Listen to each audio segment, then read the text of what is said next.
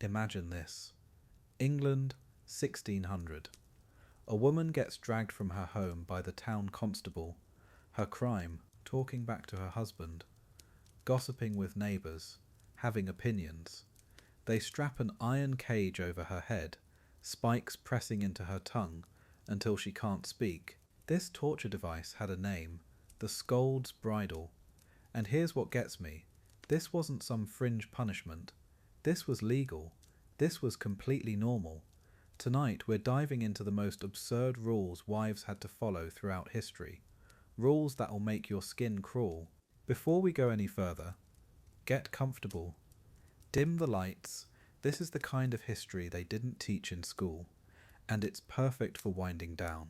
If you're fascinated by the strange truths history tried to bury, hit subscribe so you don't miss our deep dives into how people really lived and loved throughout history. And hey, drop a comment. Where are you listening from? What time is it where you are? I love seeing our community spread across the globe, all curious about the same dark corners of the past. The punishment for opinions. Introduction. That iron cage I mentioned, it was just the beginning. Tonight we're uncovering a pattern that spans thousands of years, rules that controlled women's bodies, voices and freedoms across every civilization you can think of. We're talking Roman wives who could be executed for drinking wine, Chinese women bound from cradle to grave by the Three Obediences, Victorian wives who legally ceased to exist the moment they said I do, and punishments for talking too much that'll make your blood run cold. But here's what's really wild. These weren't fringe practices. We're not talking about some isolated village with bizarre customs. These were codified laws, religious mandates, social customs enforced from ancient Rome to Victorian England. Every society found new ways to silence, confine, and control. The methods changed, the goal stayed the same. And some of these rules, they're still on the books today, still affecting millions of women. That's the part that really gets under my skin. Take ancient Athens. Respectable women were embarrassed if an unrelated man even knew their name. They lived in the gynoeceum, the women's quarters, tucked away in the innermost, most remote areas of the house. When visitors came, women retreated upstairs or behind bolted doors. They couldn't vote, represent themselves in court, or own significant property. Only contracts worth less than a measure of grain, basically petty trading, and they called this protection. Sound familiar? Or consider Imperial China's Three Obediences. A woman was never her own person, always under male authority. Before marriage, obey your father. After marriage, obey your husband. In widowhood, obey your son. From cradle to grave, never autonomous. And if she got jealous of her husband's concubines, grounds for divorce. She was expected to welcome other women into her marriage with a smile. The four virtues demanded morality, proper speech, modest manner, and diligent work. There was even a Confucian saying, "Ignorance is a woman's virtue." Then there's Victorian coverture.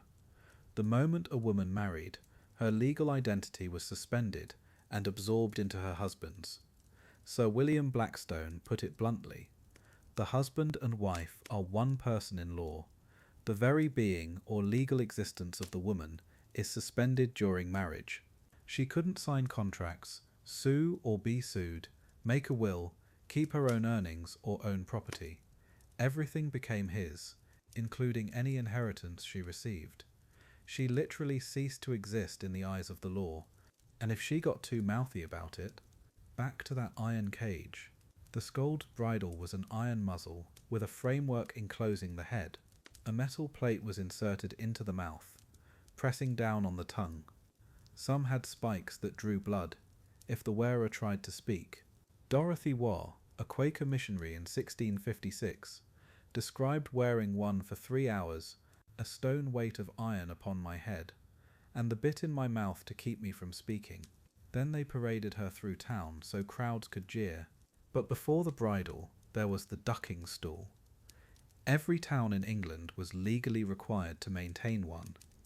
The victim was strapped to a chair attached to a long wooden beam, then repeatedly plunged into a river or pond.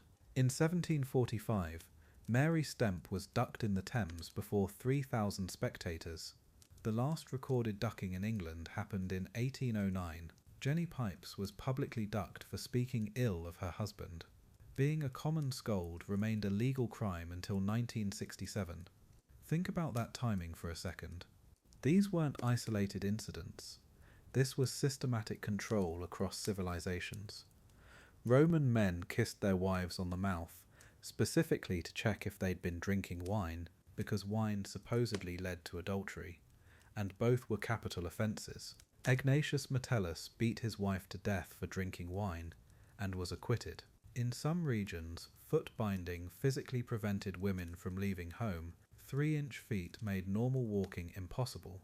The goal was always the same: control movement, control voice, control choice. So tonight, we're going on a journey through these systems of control.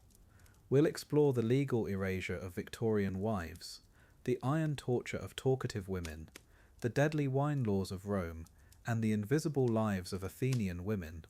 These were real people living under rules designed to diminish them. But here's the thing: some of them found ways to resist. Some refused to stay quiet, even facing iron and water. Their voices echo through history, demanding to be heard. And that's where we start. Dissolving into nothingness, Victorian coverture.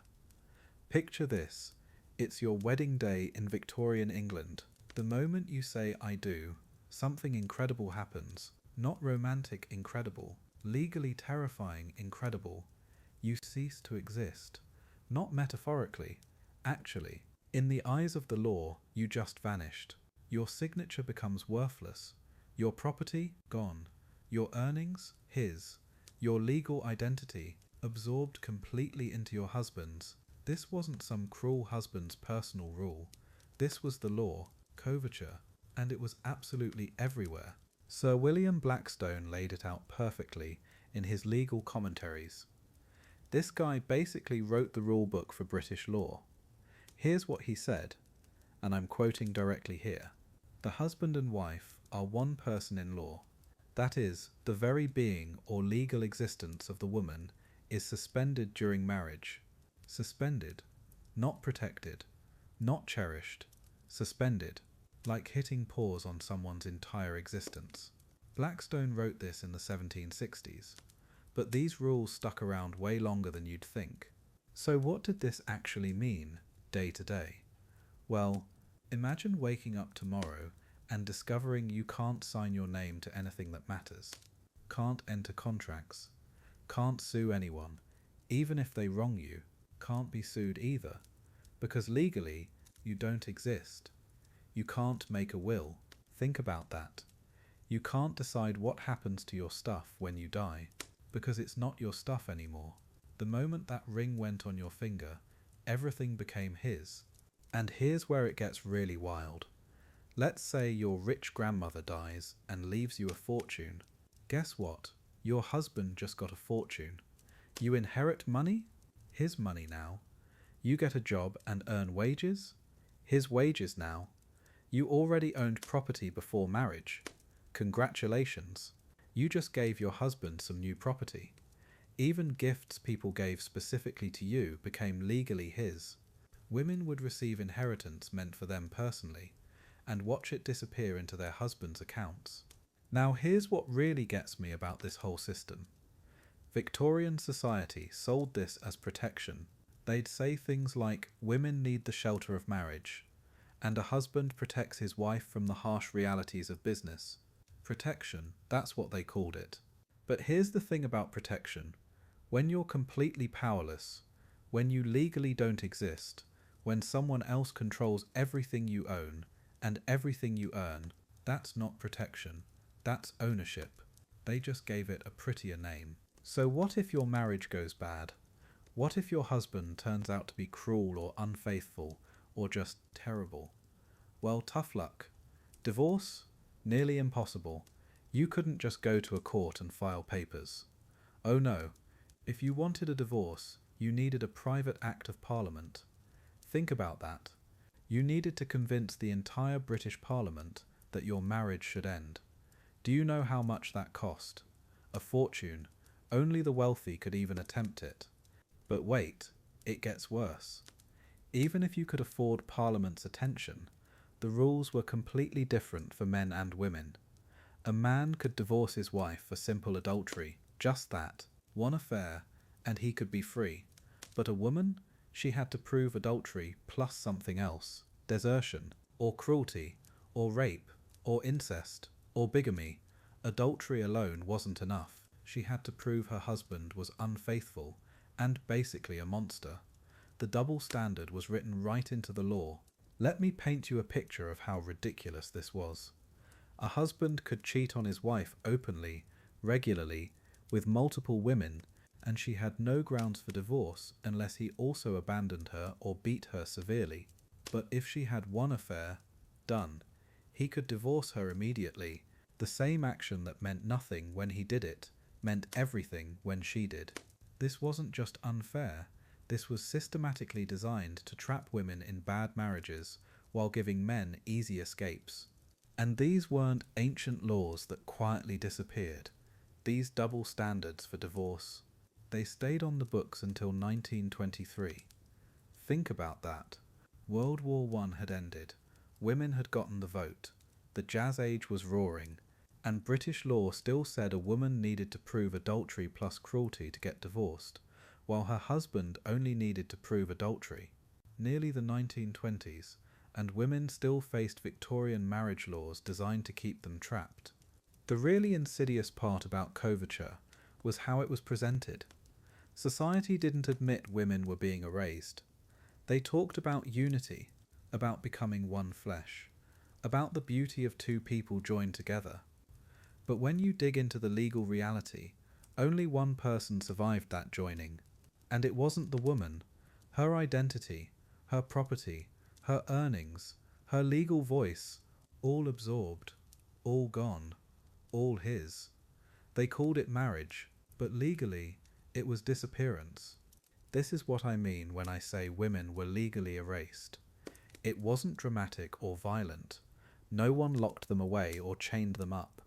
Instead, the law just forgot they existed, made their signatures worthless, gave their property to someone else, denied them the right to make decisions about their own lives, and called it protection. But we're not done with Victorian women yet, because there were other ways to silence them when legal erasure wasn't enough, and those methods involved iron. The grim silence, the Scold's Bridle. Picture this. It's 1656 in Carlisle, England. A woman stands in the town square, her head encased in iron, spikes press into her tongue. She can't speak, can't cry out, can barely breathe. Her crime? Disagreeing with her husband too loudly. Her punishment? 3 hours in what they called the Scold's Bridle. And here's the thing that gets me. This wasn't some medieval relic. This was happening while Shakespeare's plays were still being performed in London theatres. The Scold's Bridle wasn't just a muzzle, it was psychological warfare designed to look like justice. Iron framework completely enclosed the head. A metal plate or bit was forced into the mouth, pressing down hard on the tongue. Some had actual spikes, sharp metal points that drew blood if you tried to move your tongue wrong. Think about that for a second. They engineered this thing specifically to make speaking painful. Not just impossible, painful, because silence through fear lasts longer than silence through force. The weight alone was torture. These things weren't delicate contraptions. We're talking solid iron, sometimes weighing 15 to 20 pounds. Your neck muscles weren't built to support that kind of load for hours. The bit in your mouth was deliberately oversized, thick enough to force your jaw open wider than natural. Saliva would build up because you couldn't swallow properly. Your tongue would swell from the constant pressure. And breathing? Every breath had to be calculated around this metal cage surrounding your entire head. But they didn't just lock you up in private. No, that wouldn't send the right message. They paraded you through town, made a public spectacle of your silence. Crowds would gather, throw things, jeer at you while you stood there, unable to respond, unable to defend yourself. The whole point was humiliation. Make sure every other woman in town saw exactly what happened to wives who got too mouthy. This was social control disguised as entertainment, and it worked because everyone watched. Dorothy Waugh knew this horror firsthand. She was a Quaker missionary travelling through England in 1656, preaching to anyone who'd listen, which was exactly the kind of behaviour that terrified authorities. A woman with opinions? A woman who spoke in public? Unacceptable. When she arrived in Carlisle and started preaching in the marketplace, they didn't arrest her for disturbing the peace. They didn't fine her for unlicensed preaching. They brought out the Scold's Bridle because her real crime was having a voice. Dorothy wrote about what happened next, and this is one of the only first-hand accounts we have of actually wearing this thing. She described it as a stone weight of iron upon my head and the bit in my mouth to keep me from speaking. 3 hours. That's how long they kept her locked in this iron cage while crowds gathered to gawk. Think about 3 hours in your normal life. That's a movie, a long meeting, a short nap. Now imagine spending that time unable to speak, barely able to breathe. The worst part, according to Dorothy, was the bit itself. She called it unreasonably big a thing for that place. They'd deliberately made it oversized, not just to prevent speech, but to cause maximum discomfort. Your jaw would ache from being forced open, your tongue would go numb from the pressure, then start cramping, and all the while you're standing there while strangers point and laugh at your suffering. The physical pain was just the beginning. The real torture was the complete removal of your dignity, your voice, your humanity. What's really wild is how they justified this. Town records from across England show the same language over and over for being a common scold. That was the legal term, not for lying, not for stealing, not for actually harming anyone, for being a scold, which meant talking back to your husband, gossiping with neighbours, having opinions about local politics, basically for being human in a way that made men uncomfortable. The crime was having a voice. The punishment was losing it completely through public torture. Every English town was legally required to own one of these devices. Required. Like they had to maintain roads or collect taxes. They had to be ready to silence women. The last recorded use in England was 1856. Just think about that timeline. While Charles Darwin was writing about evolution, while the telegraph was connecting continents, while steam engines were revolutionizing travel, they were still locking women's heads in iron cages for talking too much. Progress isn't a straight line, is it? The Scold's Bridle represents something darker than just cruel punishment. It's the physical manifestation of a society's fear of women's voices. Think about the engineering that went into this, the time, the money, the legal framework, all that effort to solve one problem: women who wouldn't stay quiet. They couldn't just ignore argumentative wives or mouthy neighbours. No, they had to create a torture device specifically designed to break the connection between thought and speech, to make silence not just required, but physically enforced. Dorothy Waugh survived her 3 hours in the bridle, and kept preaching. That's what I find remarkable about her story. They tried to silence her with iron and pain, and she just kept talking, kept travelling, kept speaking her truth to anyone who'd listen. The bridle was meant to break women's spirits, not just their voices, but some women, like Dorothy, proved that silence isn't really about what you can't say, it's about what you refuse to stop saying, no matter what they lock around your head.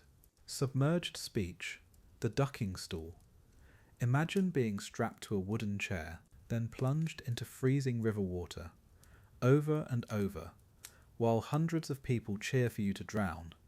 This was real, this was legal, and it happened because you talked too much. The ducking stool wasn't some medieval relic. It was standard equipment in every English town through the 1800s, required by law. Your crime? Being a scold.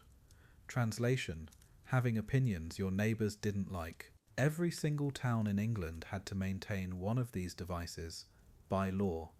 Think about that. Local governments budgeting for torture equipment specifically designed for women who spoke their minds. The contraption was simple but effective.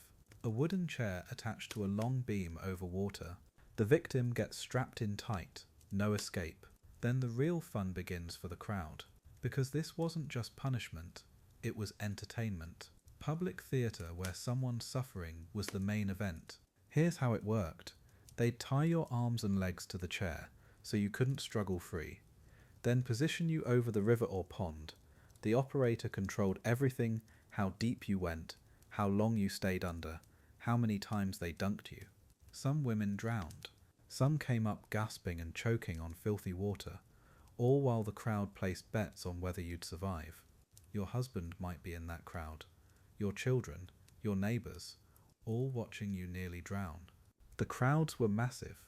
We're talking thousands of people showing up for a good ducking. They'd bring food, make it a whole day out. Kids got lifted onto shoulders for a better view. Vendors sold ale and pies.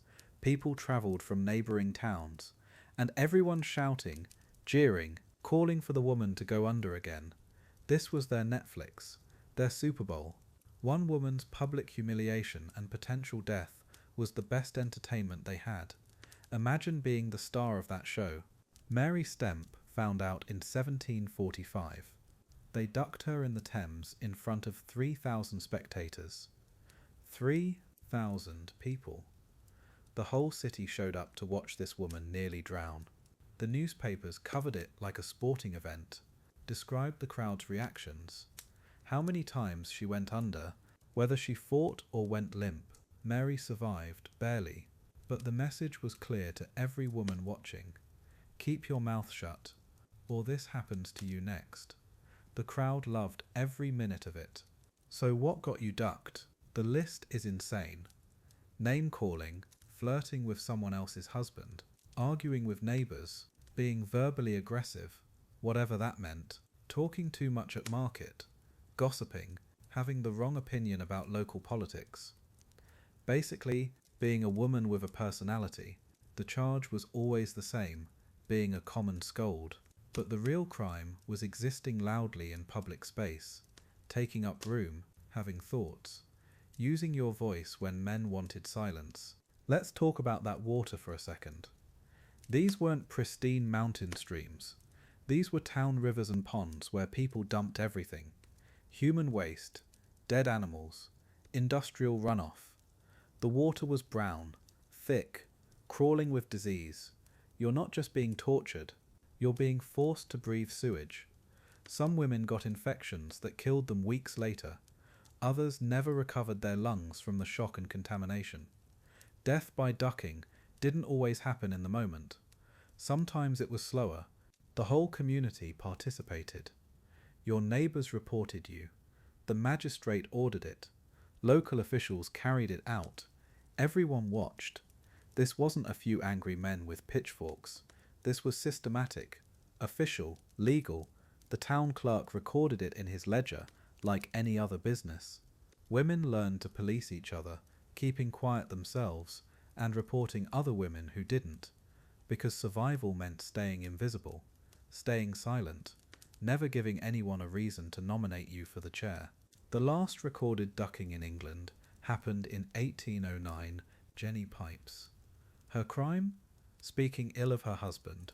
That's it. She said bad things about the man she was legally required to obey in all matters. And for that, they nearly drowned her in front of the entire town. Think about Jenny for a second. Some woman whose only record in history is this moment of torture. What did she say about her husband? We'll never know. Her words are lost. Only her punishment survived. The psychological damage lasted forever. Survivors described nightmares about drowning, panic attacks around water. The humiliation never faded. Everyone in town had seen you helpless, choking, begging. Some women never spoke up again about anything. Mission accomplished. Others left town entirely, started over somewhere. Their shame wasn't public knowledge. But most just learned to swallow their words, to nod and smile and agree with everything. The ducking stool worked exactly as intended. It created silence through terror. Being a common scold remained an actual crime in England and Wales until 1967. Let that sink in. People alive today lived under laws that could legally torture women for talking too much. The ducking stool itself disappeared, but the message survived for centuries longer. Your voice is dangerous. Your opinions are crimes. Your words can literally kill you. And if you think that mentality died with Jenny Pipes in 1809, well, we're just getting started with these stories tonight. Fatal libations. Roman wine laws. Picture this. Ancient Rome. You're a married woman. Your husband comes home from the Senate. He walks up to you and kisses you. Sounds romantic, right? Wrong. He's checking your breath for wine, because if you've been drinking, you could die for it. Not exaggerating. Roman wives caught drinking wine faced execution, the same punishment as adultery. Why? Romans believed wine turned women into cheaters. One sip led to sin, and Roman men, they weren't taking any chances with their honour. This wasn't some fringe belief. This was law. Valerius Maximus, writing in the 1st century, tells us about Egnatius Metellus. This guy beat his wife to death. His crime? She drank wine. Her crime? She drank wine. Guess who got acquitted? Yeah, him. The courts ruled he was justified, protecting his family's reputation. Meanwhile, she's dead, over a drink that her husband probably had with dinner every single night. The hypocrisy is staggering, but it gets worse. See, Roman marriage wasn't what we think of today. Under something called manius marriage, a wife became her husband's property. Literally, she had the same legal status as his daughter. All her stuff, his now. Her inheritance, his. Future earnings, his. Any kids they had, his property too. She couldn't own anything, couldn't make deals, couldn't even leave him money in a will, because legally speaking, she barely existed. She was just an extension of him. And the wine thing, that was just the beginning of a much bigger problem. Roman adultery laws were insanely one-sided. If a wife cheated, her father could legally kill her. Right there, no trial needed, just dead. The husband could kill her lover too. But what if the husband cheated? Nothing. Maybe some gossip at the baths. Maybe his wife got upset. But legal consequences? Zero. He could have affairs, visit prostitutes, keep mistresses, all perfectly acceptable for Roman men. The logic was twisted but consistent. Romans believed women were naturally weak, prone to temptation. Wine loosened whatever self-control they had, so drinking wine meant she was basically advertising her availability for affairs. In their minds, a drunk woman was a cheating woman, and a cheating woman destroyed family honour, destroyed legitimacy of children, destroyed everything Roman society was built on. So yeah, death penalty. Made perfect sense to them. Absolutely insane to us. But here's what really gets me. Roman men? They drank wine constantly. At dinner parties, business meetings, religious ceremonies. Wine was literally part of their culture. They had wine gods, wine festivals, wine poetry, entire economic systems built around wine production. But women, one sip and they're branded as potential adulteresses. The same substance that made men sophisticated made women dangerous. The same drink that sealed business deals supposedly destroyed marriages. The double standard is breathtaking, and divorce. Roman men could dump their wives for basically anything. Being too talkative was literally grounds for divorce. Not lying, not gossiping, just talking too much. Apparently, there were 7 official reasons you could divorce your wife. But get this, making unauthorized copies of house keys was one of them. Keys. She made extra keys to her own home, and that was divorce-worthy. Meanwhile, Roman law had 0 restrictions on men's behaviour. They could be loud, drunk, unfaithful, whatever. What's really disturbing is how this played out in real families. Imagine being a young Roman woman. You're maybe 15, married to a guy you've never met. He's twice your age. You move into his house, follow his rules. You can't drink wine while he drinks it every night. You can't speak too loudly while he shouts at slaves. You can't show jealousy while he visits brothels. And if you slip up, if you have one drink or talk back once, death, divorce, loss of children forever. The enforcement was just as brutal as the rules. Husbands were expected to police their wives' behaviour. That kiss check for wine breath, that was normal, expected. A good Roman husband stayed vigilant. Watched for signs of drinking, signs of flirting, signs of independence, and other men judged him based on how well he controlled his wife. If she got out of line, it reflected on his masculinity, his competence, his worthiness as a Roman citizen. The crazy part is how long this lasted. These weren't rules from some barbaric early period that Romans later regretted. The wine prohibition continued well into the empire. Generations of Roman women lived under this threat. Mothers warned daughters. Daughters internalized the fear, and society just accepted it.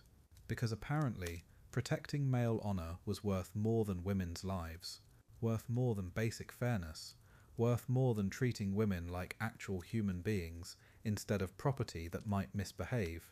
So next time you hear someone talking about the glory of Rome, about their advanced laws and civilization, remember this.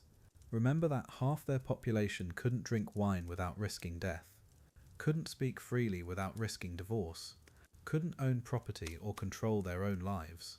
Roman law was advanced, sure, but only if you were a man.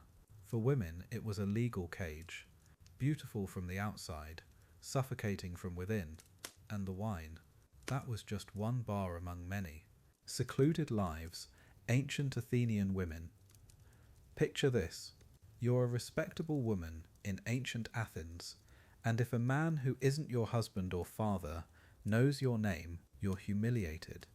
Your family's reputation is destroyed, because in this supposedly enlightened civilization that gave us democracy and philosophy, women lived like prisoners in their own homes, hidden away in the gymnasium, the women's quarters, tucked into the deepest, most remote corners of the house, where no stranger could accidentally see you. This was Athens. This was freedom. Just not for half the population.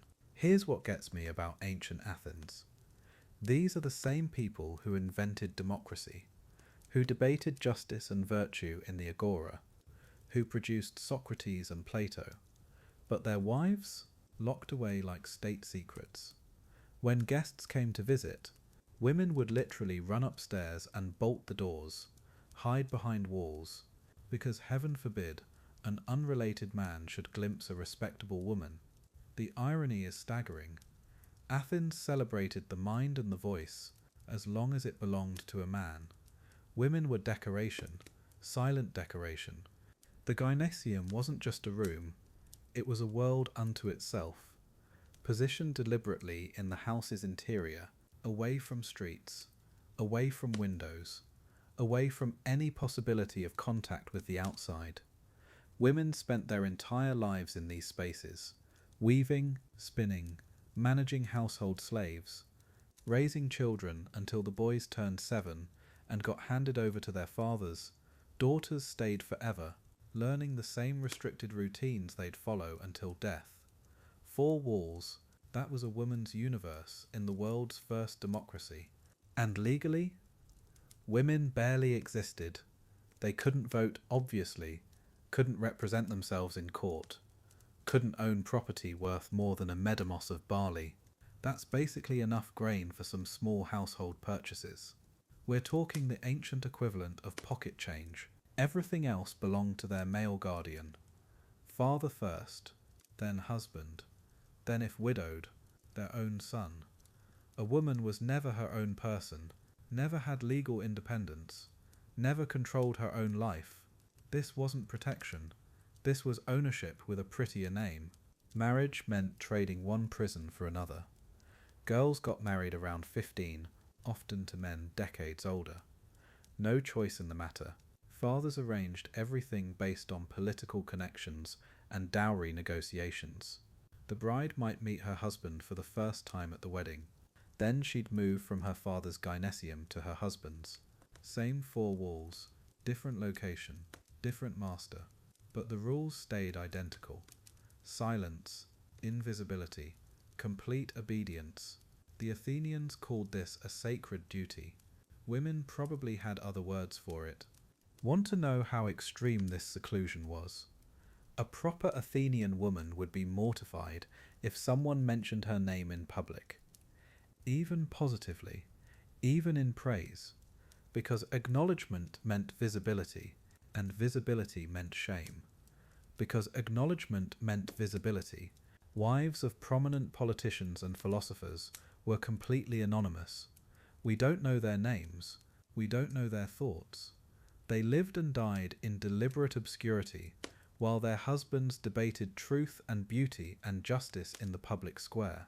The silence wasn't accidental, it was engineered, systematic erasure, disguised as respectability. The Athenians had a twisted logic behind this control. They claimed women needed protection from the corrupt influences of public life. That seclusion preserved their purity and virtue, that keeping them hidden maintained family honour and ensured legitimate heirs. Noble motivations, right? Except this protection meant women couldn't learn to read beyond basic household management, couldn't develop relationships outside their immediate family, couldn't pursue interests or talents, couldn't build any identity separate from their reproductive function. Protection that destroys the person it's supposed to protect isn't protection, it's imprisonment. Think about the daily reality. You wake up in the gynecium. You spend your morning spinning or weaving in the gynecium. You eat your meals in the gynecium. You nurse your babies in the gynecium. You go to sleep in the gynecium. If visitors come, you disappear upstairs. If there's a religious festival, you might get to attend with your face covered, surrounded by female relatives, speaking to no one, year after year, decade after decade, until death. This was life for supposedly privileged women in history's most celebrated civilization. The really maddening part, Athens produced brilliant women who defied these restrictions. Aspasia of Miletus ran an intellectual salon and influenced Pericles. Diotima taught Socrates about love and philosophy. But these were exceptions. Foreign women or courtesans who operated outside respectable society. Citizen wives stayed invisible. Their intelligence, their creativity, their potential, completely wasted. Imagine the poems never written, the ideas never shared, the inventions never conceived. Athens could have been twice as brilliant if they'd let women think out loud. This system wasn't unique to Athens, but Athens perfected it. Other Greek city-states had similar restrictions, but Athenian seclusion was particularly rigid. Spartan women had more freedom, they could own property, exercise publicly, speak their minds. But Athens? Athens turned female invisibility into an art form. They created a society where half the population lived like polite ghosts, present but unseen, vital but unheard, human but legally non-existent, and they convinced themselves this was civilization at its finest. The legacy of Athenian seclusion echoed through centuries. Roman women gained more freedoms, but the idea that respectable women should be seen and not heard persisted. Medieval Europe borrowed heavily from these Greek ideals about female virtue and domestic confinement. The gynecium became the sola became the drawing room, but the principle remained: keep women separate, keep them quiet, keep them dependent. Athens gave us democracy and philosophy, and a blueprint for systematic oppression disguised as protection. Some gifts keep on giving. Invisible chains, the Three Obediences. Imperial China, 500 BC. A baby girl opens her eyes for the first time. She doesn't know it yet, but her entire life has already been mapped out. Not by destiny or the gods, but by a set of rules so rigid they'll follow her from cradle to grave. The Three Obediences and Four Virtues. These weren't just suggestions or cultural customs, they were law. And here's the thing that gets me. A woman in ancient China was literally never allowed to be her own person, not even for a day. Picture this system. Before marriage, you obey your father. After marriage, you obey your husband. In widowhood, you obey your son. Notice what's missing. Any moment where you get to make decisions about your own life. Confucius laid this out around 500 BC, and it stuck for over 2,000 years. The message was crystal clear. Women weren't people. They were property that got passed between male owners. And if you think this was just some ancient Chinese thing, wait until you hear where else this spread. The Four Virtues made it even worse. Morality, proper speech, modest manner, and diligent work. Sounds reasonable, right? Wrong. Proper speech meant keeping your mouth shut unless spoken to. Modest manner meant making yourself invisible. And here's where it gets really twisted. There was actually a Confucian saying that summed up their philosophy perfectly. Ignorance is a woman's virtue. They literally believed that the less a woman knew about the world, the better. Education, forbidden. Opinions, dangerous. Independence, absolutely not. Now here's where the double standard gets absolutely insane. Men could divorce their wives for 7 different reasons. 7. Disobedience to in-laws, failure to produce a son, adultery, jealousy, grave illness, talkativeness, and theft. But women could divorce their husbands for exactly 0 reasons. None. Your husband could beat you, cheat on you, abandon you, gamble away everything you owned, and you still couldn't leave. The law didn't recognize a single valid reason for a woman to end her marriage. Not one. That jealousy thing, let me explain why this is so messed up. If your husband brought home a concubine, you were expected to welcome her with a smile. Being jealous wasn't just frowned upon, it was grounds for divorce. Think about the psychological torture here. Your husband brings another woman into your bed, your home, your life, and if you show any human emotion about it, you're the problem. You're the one who gets thrown out with nothing.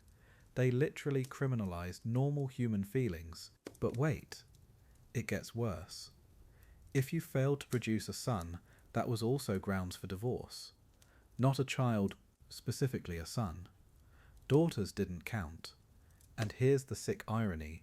If you couldn't have kids, you were expected to encourage your husband to take concubines. You had to actively participate in your own replacement. Imagine being forced to smile while your husband interviews other women to bear the children you couldn't have. The system was designed to break women's spirits completely. The talkativeness ground for divorce. This one really gets to me. A man could literally divorce his wife for talking too much. What counted as too much? Having opinions, asking questions, disagreeing with anything, talking to neighbors without permission. The goal was to create human beings who were seen but not heard. Women who moved through life like ghosts, silent, invisible, completely under male control. And remember, this wasn't just happening in China. This philosophy spread across East Asia like wildfire. Korea adopted these rules during the Joseon dynasty. Japan embraced them for centuries. Millions of women across East Asia lived under this system. Generation after generation of girls grew up knowing they would never be free, never be independent, never make their own choices. They were raised to be obedient daughters, then obedient wives, then obedient mothers-in-law who would enforce the same rules on their sons' wives. The cycle just kept repeating. Women became the enforcers of their own oppression. And here's what really breaks my heart about this system. It convinced women that this was natural, normal, the way things should be. Mothers taught their daughters to accept it. Grandmothers praised granddaughters for being quiet and submissive. The culture created this narrative that women were naturally inferior, naturally meant to serve. that questioning these rules wasn't just rebellion, it was going against the natural order of the universe. Can you imagine the psychological damage that kind of conditioning creates? The scary part? Some of these attitudes lasted well into the 20th century. Even today, you can see echoes of the Three Obediences in certain cultural expectations. The idea that women should prioritize family over career, that they should be grateful for whatever treatment they receive, that speaking up makes them difficult or ungrateful. These ancient chains might be invisible now, but they're still there, still shaping how some people think about women's roles and women's worth. What amazes me is that despite all of this, despite centuries of systematic oppression, women found ways to survive, to maintain their humanity, to pass down stories and wisdom to their daughters. They created underground networks of support. They found small acts of rebellion. They endured because they had no choice, but they also quietly planted seeds of resistance that would eventually grow into movements for change. The Three Obediences may have controlled their actions, but it never fully conquered their spirits. Binding beauty. Foot binding. China, 10th century. Picture this, a little girl, maybe 5 years old, sitting while her mother wraps her feet in silk bandages. Sounds harmless, right? Wrong. This is the beginning of a 1,000-year practice that would reshape not just her body, but an entire civilization. They called it foot binding. The goal? Feet no larger than your palm. The cost? Everything. Her mobility, her freedom, her future. And here's the twisted part. It was all done in the name of beauty. The process started when girls were barely old enough to walk, 4 to 7 years old. Their mothers would break every toe except the big one, then fold them under the foot. Can you imagine? The arch would be snapped, forcing the heel and toes to meet. Tight silk bandages held everything in place while the bones healed in their new, grotesque position. The pain was so intense that many girls couldn't sleep for weeks. Some developed gangrene, some died from infection. They had to rebind the feet every few days, making the wrappings tighter each time.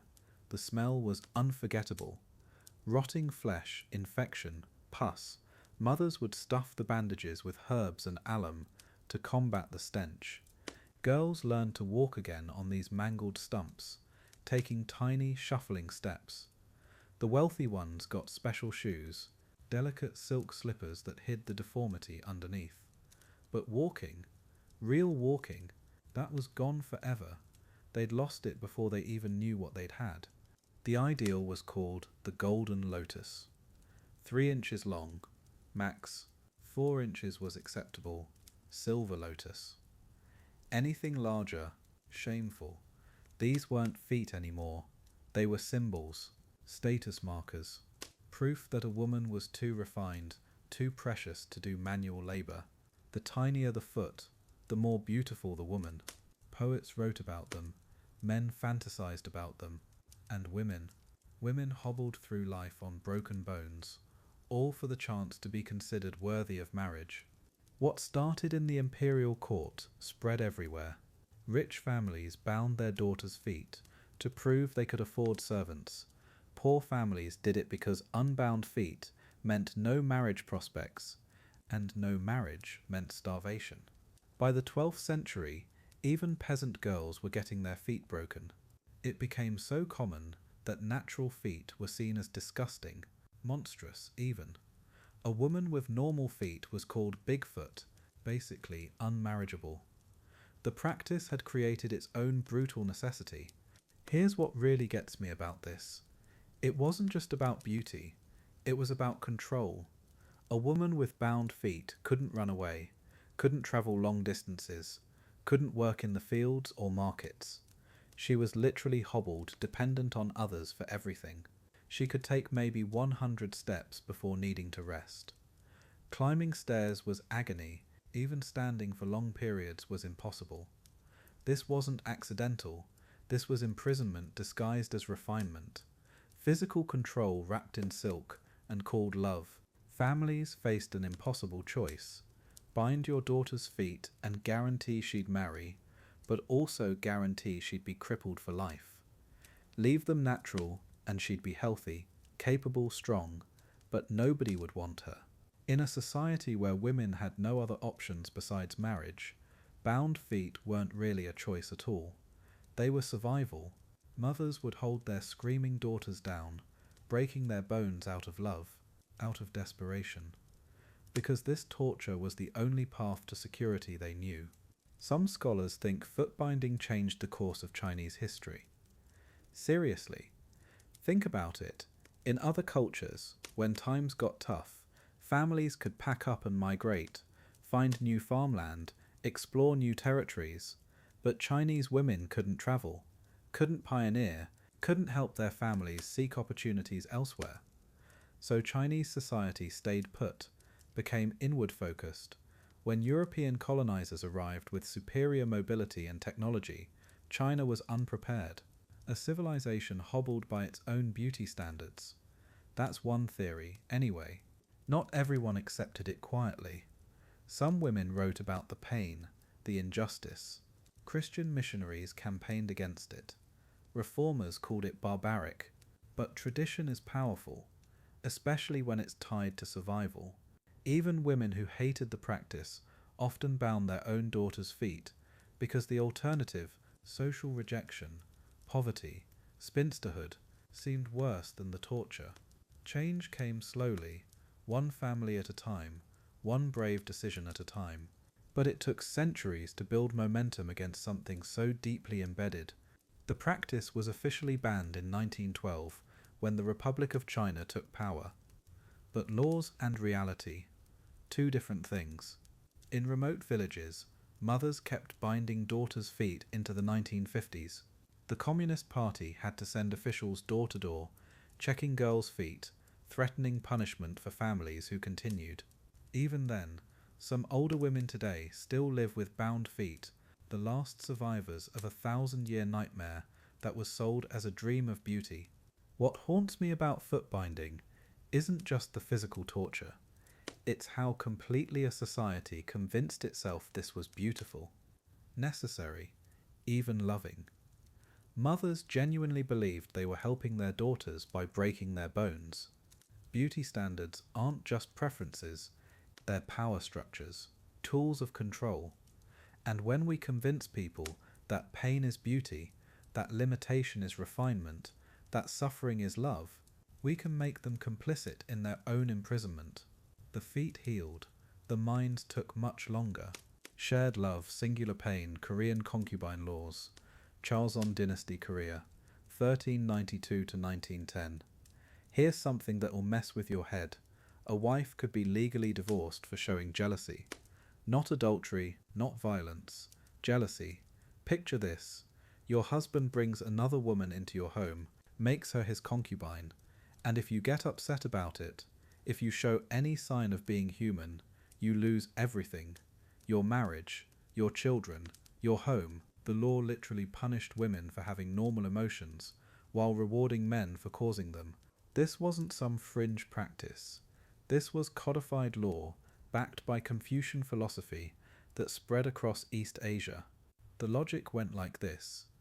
Jealousy disrupted family harmony, and family harmony was more important than a woman's feelings. Way more important. So the state actually intervened in marriages to suppress wives' emotional responses.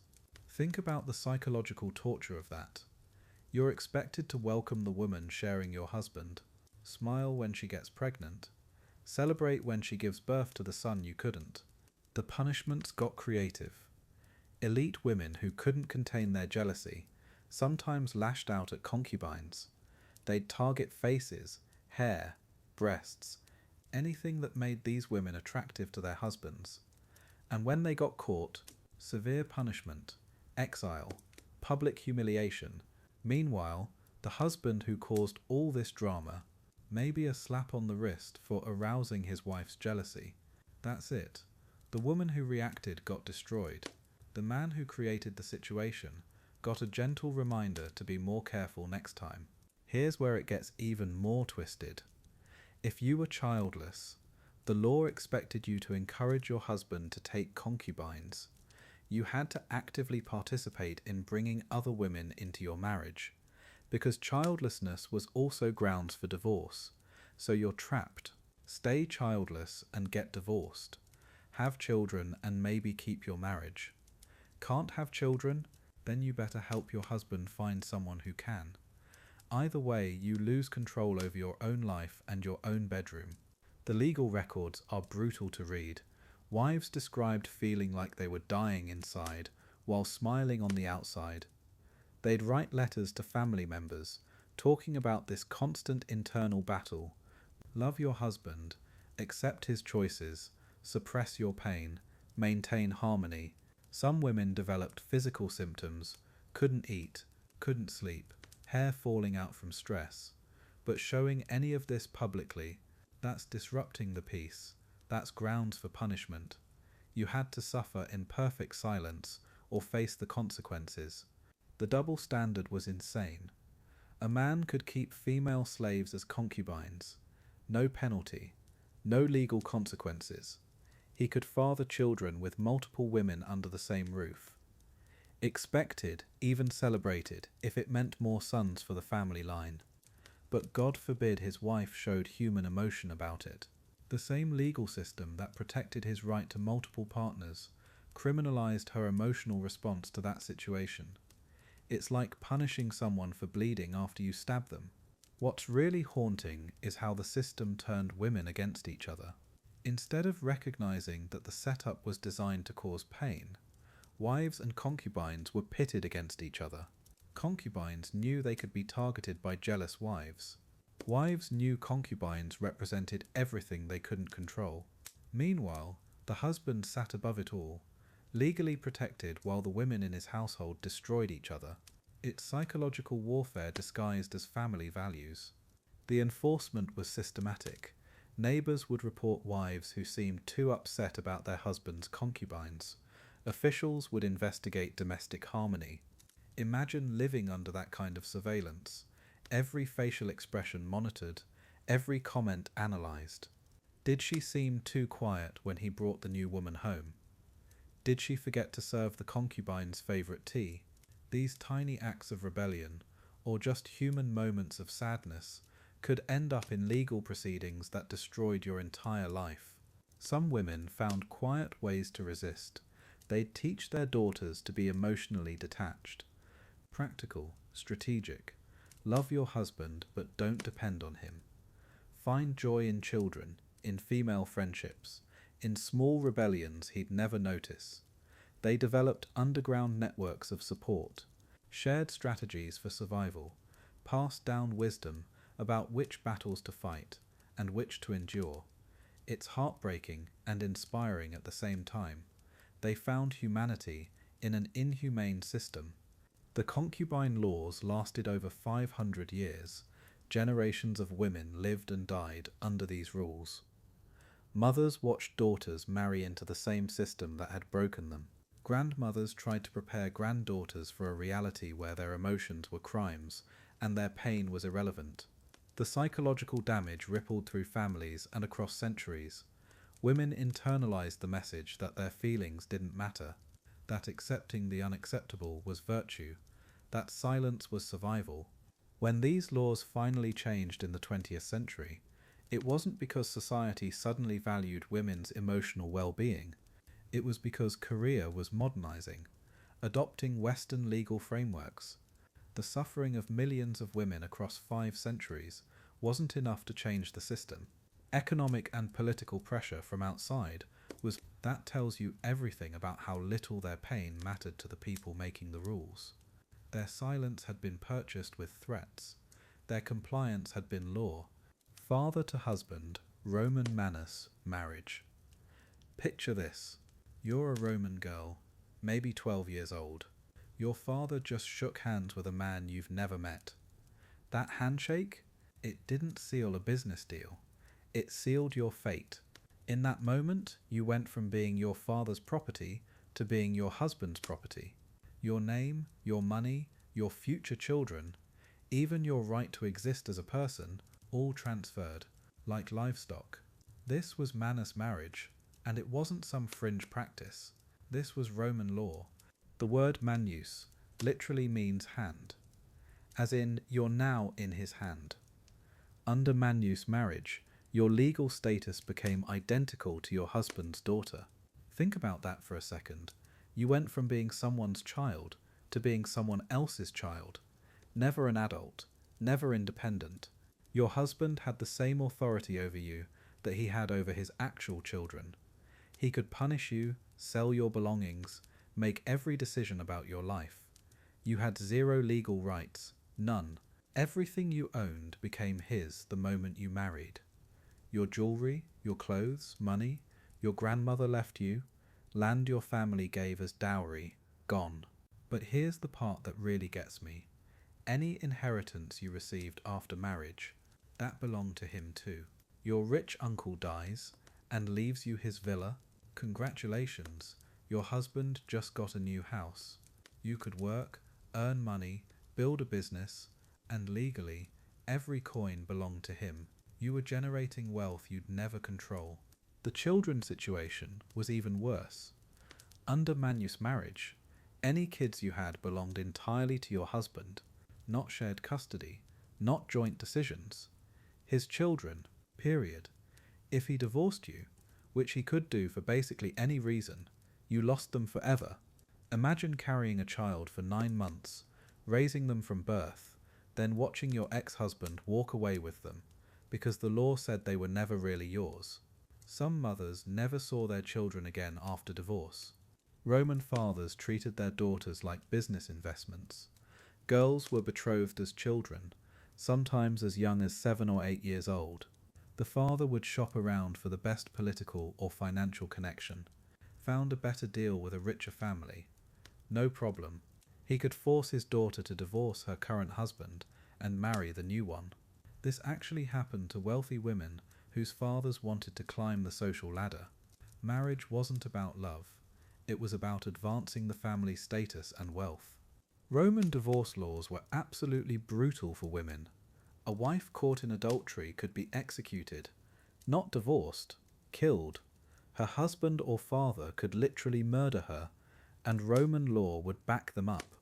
But flip the script, a Roman man could sleep with slaves, prostitutes, unmarried women, basically anyone except another man's wife, and face zero legal consequences. The double standard wasn't hidden or subtle. It was written into law. Adultery for women meant death. For men, it meant Tuesday. Men could divorce their wives for 7 specific reasons. Adultery, obviously, but also, and this is real, for being too talkative, for making unauthorized copies of house keys, for drinking wine, for attending public games without permission, basically, for showing any independence whatsoever. Women couldn't divorce their husbands for any reason. He could beat you, cheat on you, sell your belongings, ignore you for years, and you were stuck. Marriage was a one-way contract with an escape clause only he could use. But here's where Roman history gets interesting. Around Julius Caesar's time, something started changing. Wealthy families began using sine manu marriage instead. Free marriage. Under this system, the woman stayed under her father's authority instead of transferring to her husband's. Sounds worse, right? Actually, it gave women way more freedom. Fathers were often dead or distant. Husbands were right there, controlling everything. This legal loophole accidentally created the first generation of semi-independent Roman women. Rich Roman women started gaming the system. They'd stay unmarried longer, inherit property from fathers, then marry under sine manu terms. They could own land, run businesses, lend money, even divorce and remarry. Some became incredibly wealthy and powerful. Livia, Augustus's wife, basically controlled imperial politics for decades. These women figured out how to use Roman law against itself. They found the cracks in a system designed to crush them and slipped through. The contrast is staggering. Under manus marriage, you were property. Under free marriage, you were still someone's dependent. But you could own property, make contracts, keep your inheritance. It's wild that staying under your father's control actually gave women more freedom than marriage. Roman law was so obsessed with making sure women never controlled themselves that they accidentally created a loophole. Sometimes the most oppressive systems contain the seeds of their own undoing. What strikes me about Roman Mania's marriage is how systematic it was. This wasn't random cruelty or individual bad husbands. This was society-wide legal framework designed to make sure women never ever had power over their own lives. From 12 years old until death, always someone's property, always someone's responsibility, never your own person.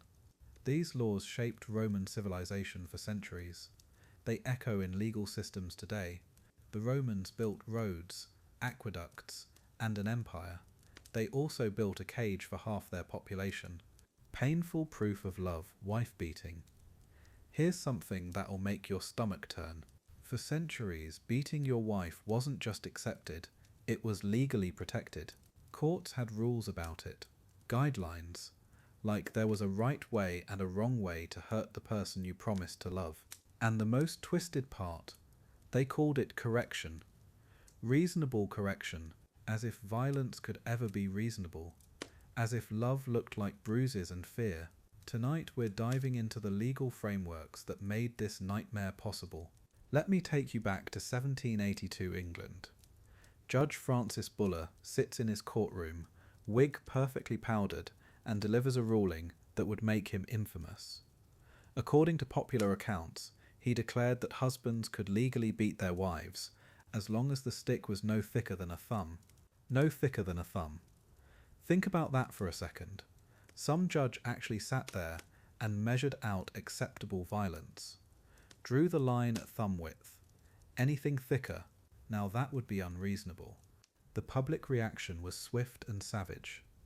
Cartoonist James Gilray drew brutal satire showing Judge Buller selling sticks to husbands. The caption read, "Nice family amusement for winter evenings." People started calling him Judge Thumb. The mockery was so intense it followed him for years. But here's what gets me. They weren't outraged by the violence itself. They were laughing at how specific the rules were. The comedy wasn't that wife beating existed. The comedy was that someone tried to regulate it.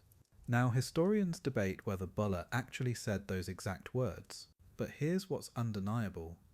American and British courts kept referencing this supposed ancient doctrine well into the 1800s. In 1868 North Carolina, a man was completely acquitted for beating his wife because his switch was only finger width, thinner than a thumb.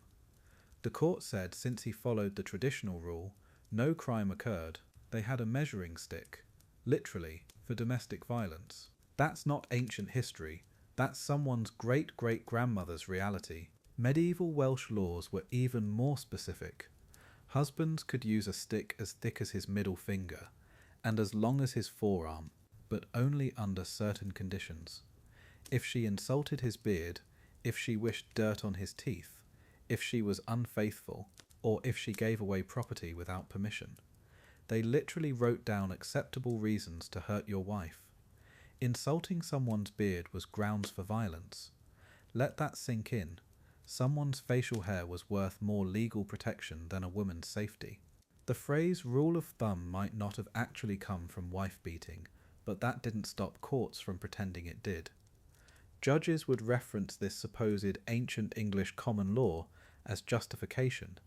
They'd say things like time-honoured tradition permits reasonable chastisement. Reasonable chastisement. They had fancy legal language for everything. Violence became correction. Assault became discipline. Fear became love. The law took something brutal and wrapped it in formal terminology until it sounded almost civilized. Here's what really haunts me about these laws. They weren't written by monsters hiding in shadows. They were crafted by educated men. Judges, lawmakers, scholars, people who could read and write and reason. People who went home to their own wives and daughters every night. Yet somehow they convinced themselves that measuring sticks for violence was justice, that a woman's safety was worth less than a man's authority. that love could coexist with legally sanctioned brutality. The legal reasoning was always the same across cultures. Wives were property. Property needed management. Management sometimes required force. In some places, killing a wife for adultery wasn't murder. It was property protection. The same logic that let you beat a horse for disobedience applied to the woman you married. She wasn't a person with rights. She was a possession with obligations.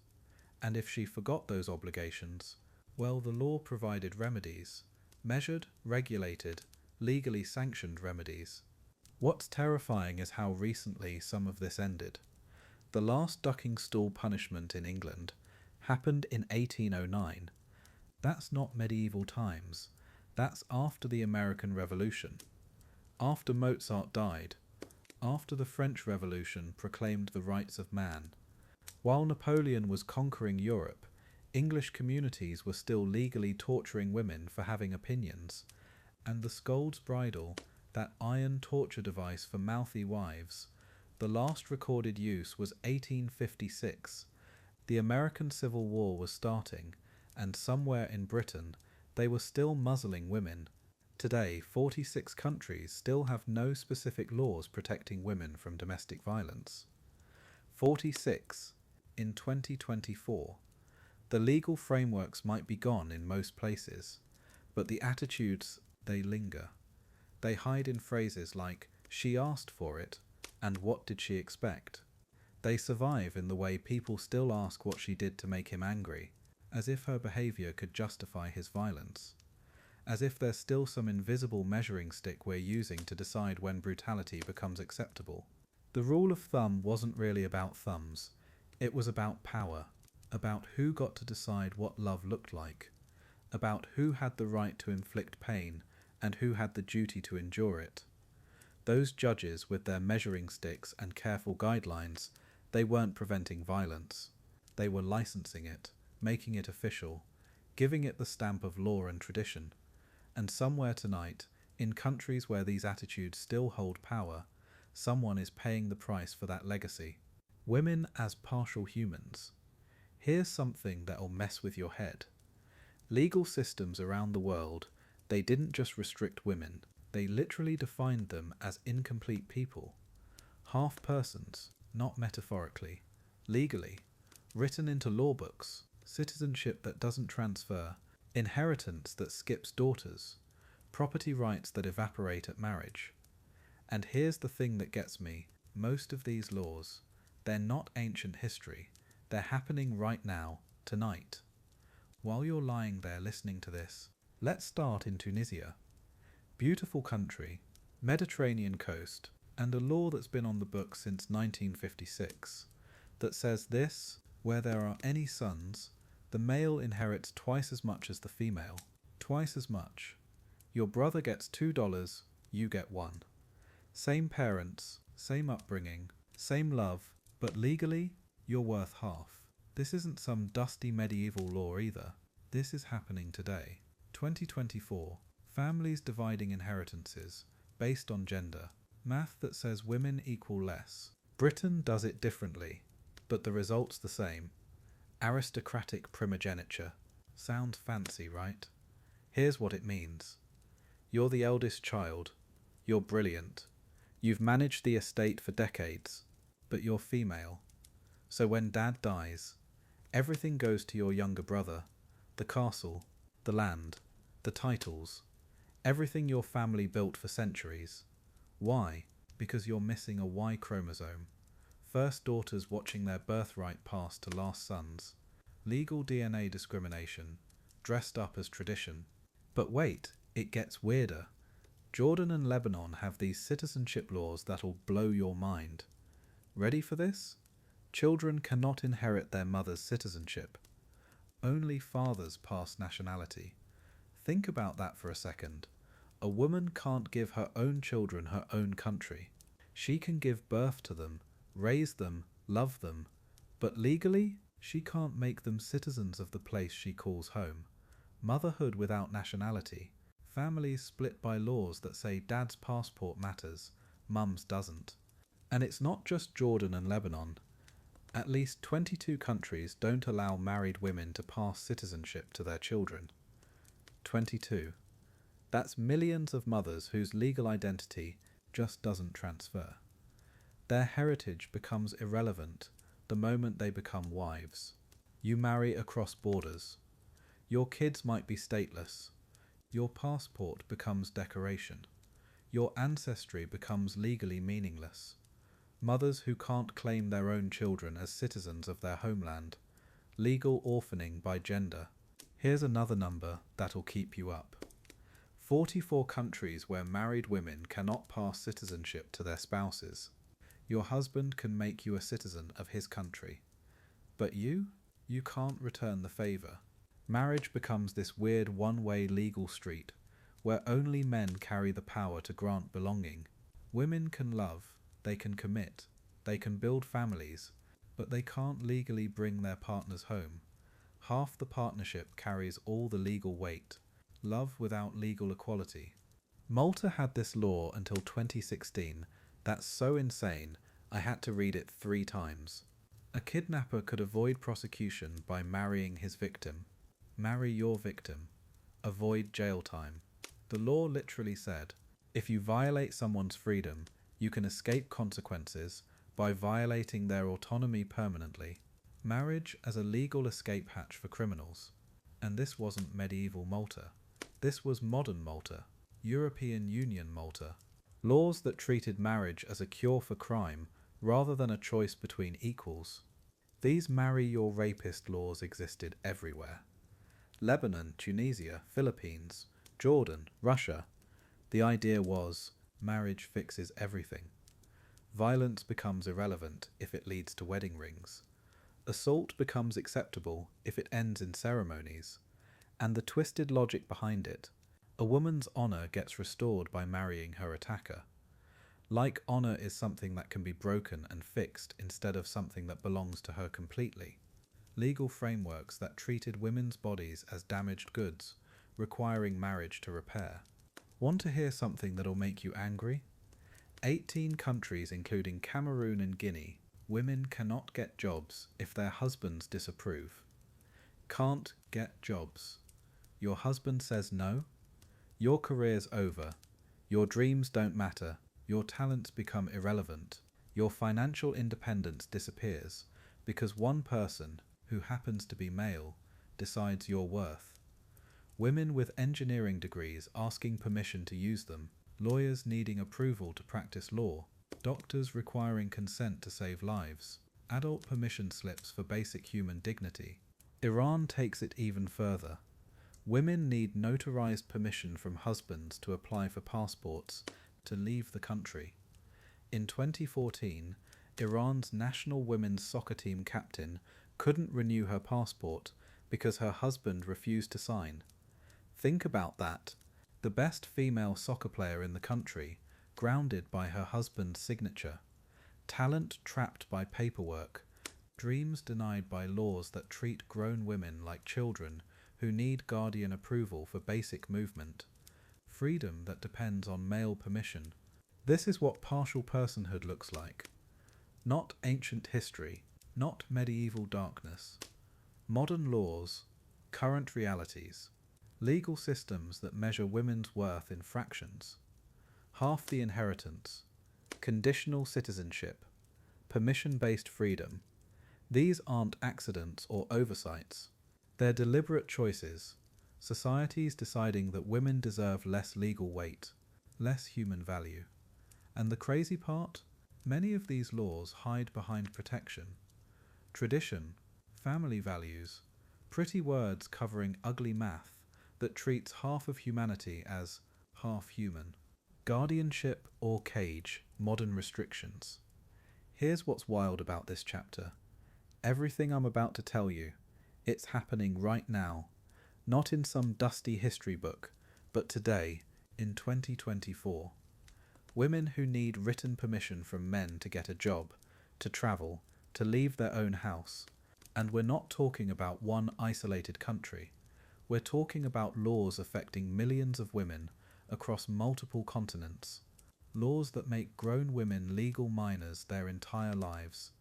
This isn't ancient history. This is your world. Let's start with Iran. Right now, as I'm speaking, an Iranian woman cannot renew her passport without her husband's written consent. Think about that. She could be a doctor, a lawyer, a CEO. Doesn't matter. She needs daddy's permission slip to cross a border. In 2014, Iran's national women's soccer team captain couldn't travel with her team because her husband refused to sign. A professional athlete, representing her country, grounded by a signature, that's not protection, that's possession. But here's what gets me. This isn't just about travel documents. In 18 countries right now, including Cameroon and Guinea, a woman legally cannot take a job if her husband disapproves. Not certain jobs, any job. She could have a PhD, perfect qualifications, desperate need for income. If he says no, she stays home. The law backs him up. Imagine explaining that to your daughter. Study hard, sweetheart. But remember, your future boss isn't the one who decides if you're hired. Mali's 2011 family code gets even more specific. It literally mandates a wife's obedience to her husband. Not cooperation, not partnership, obedience. Like she's a child who can't be trusted to make adult decisions. And if they divorce, she has to wait 3 months before remarrying. Men face no such restriction, because apparently women need a cooling off period to remember how to think for themselves.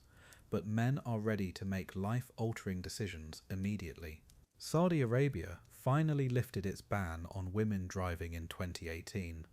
Finally. But don't think that solved everything.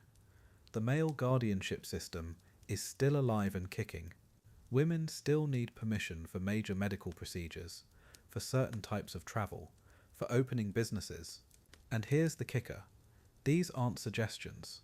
They're laws, with real penalties. Police enforce this stuff. Courts uphold it. It's not cultural preference. It's government policy. State-sponsored infantilization. Israel presents another variation of this theme. Orthodox religious courts control divorce proceedings. And here's the cruel twist. A woman cannot get divorced without her husband's consent. He has to agree to free her. If he says no, she stays married forever. Doesn't matter if he's abusive, absent, or married to someone else. She's trapped until he decides otherwise. It's like holding someone's legal identity hostage. You can have your life back when I say so. And this inheritance thing, it's everywhere. Tunisia's inheritance law from 1956 is still active today. If there are sons in the family, males inherit twice what females get. Same parents, same household, same everything, except gender determines your share of the family wealth. It's math that says women are worth half of men. Not metaphorically, literally, written into law, calculated down to the last penny. But wait, there's more. At least 22 countries don't allow married women to pass citizenship to their children. Only fathers can do that. So if you're a woman married to a foreigner, your kids might be stateless. Your own children can't claim your nationality because you're the wrong gender to matter. 44 countries won't let women pass citizenship to their spouses either. Marriage equality? Not if you're the wife. Here's what really gets to me about all this. These laws exist alongside constitutions that promise equality. Countries that vote in the UN on women's rights then go home and enforce male guardianship.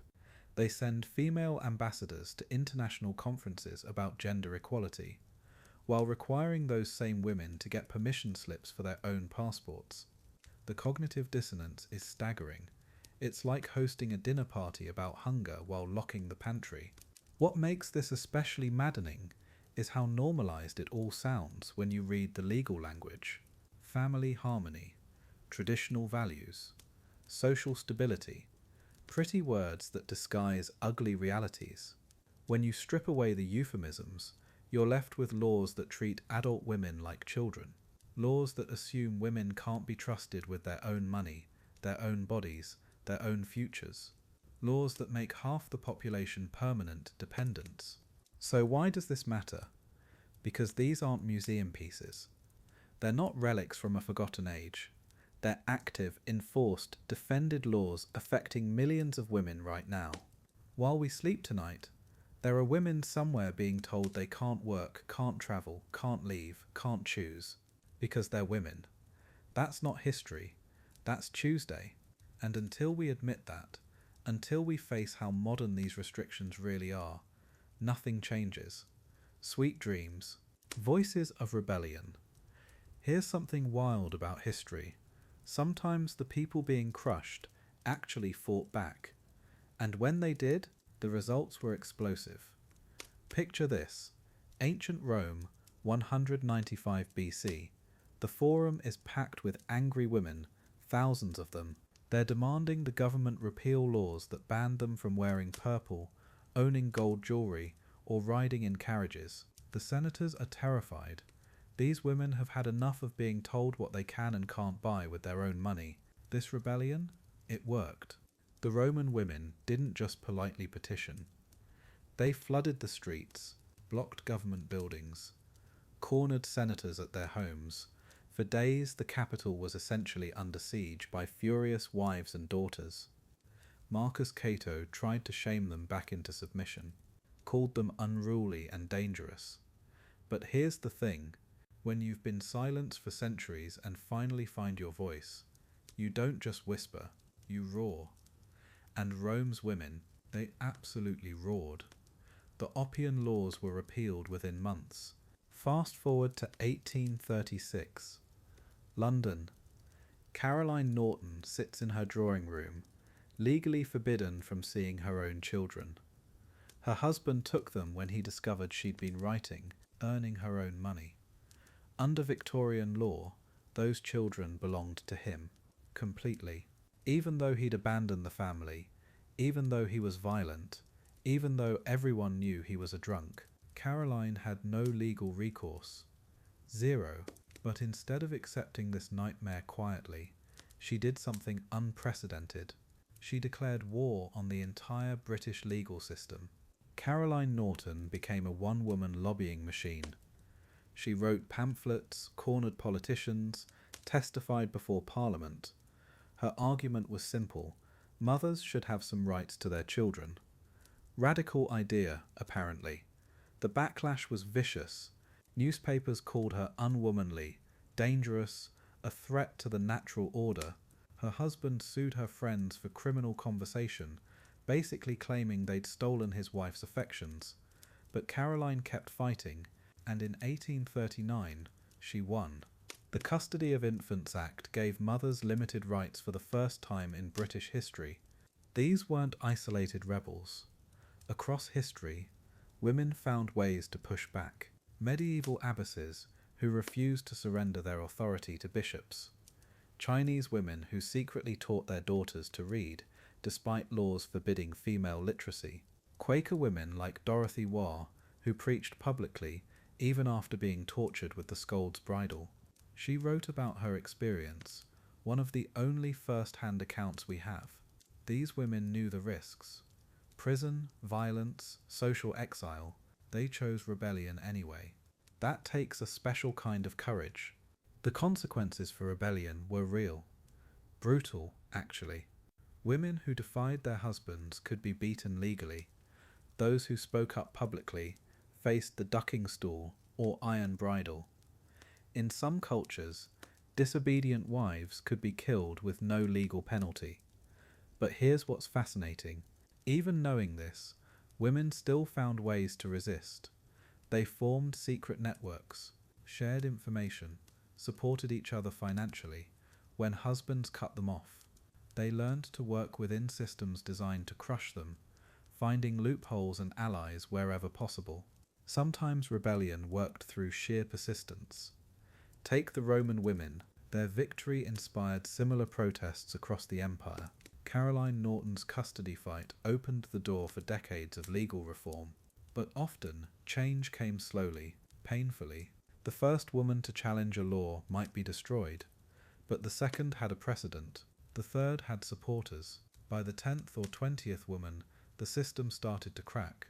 Change happened one rebel at a time, each building on the courage of those who came before. Some rebellions were quiet but devastating. Women who refused arranged marriages, wives who secretly saved money despite laws giving husbands control of all finances, mothers who taught daughters skills that would make them independent. In Korea, elite women targeted their husbands' concubines, violent, yes, but also a clear rejection of laws that criminalized their jealousy while celebrating male infidelity. These weren't perfect people. They were desperate people using whatever tools they had, and those tools weren't always pretty or noble. The legal changes came in waves. Britain's Married Women's Property Acts in the 1870s and 1880s. France allowing women to open bank accounts without male permission in 1965, not 1865. Switzerland giving women the vote in 1971. Each victory built on decades of women refusing to accept their legal erasure. They wrote, they protested, they sued, they lobbied, they endured mockery and violence and social ostracism, but they didn't stop. That's the thing about voices of rebellion. Once they start speaking, they're incredibly hard to silence. These rebellious voices created ripple effects across generations. Caroline Norton's fight inspired the women's suffrage movement. Roman women's successful protest became a model for later civil disobedience. Even failed rebellions mattered. They proved resistance was possible. They planted seeds of doubt about supposedly natural hierarchies. When a daughter saw her mother fight an unjust law, even unsuccessfully, it changed how that daughter understood power. Rebellion is contagious, always has been. That's why oppressive systems work so hard to silence the first voice. What strikes me about these women is their clarity. They didn't waste time arguing whether the system was fair. They knew it wasn't. They focused on what could be changed. One law, one precedent, one small victory at a time. They understood something crucial. The rules that seem permanent and natural are actually fragile. They exist because people enforce them. And when enough people stop enforcing them, the rules crumble. These women weren't asking for permission to be heard. They were demanding it. And eventually, the world listened. Reflections. Justice long overdue. So here we are, after 14 chapters of iron muzzles and ducking stools, property laws and permission slips. You know what strikes me most? The creativity of control. Think about it. They had iron bridles with tongue spikes, foot binding that crippled women for life, laws that literally erased a wife's legal existence the moment she said I do. Different cultures, different centuries, but always the same goal. Keep women small, keep them quiet, keep them dependent. The methods were absurdly varied. The intention, crystal clear. What gets me is how normal this all was. These weren't fringe practices by cruel individuals. These were laws, religious mandates, social customs everyone just accepted. Roman husbands checking their wives' breath for wine. English towns legally required to maintain ducking stools.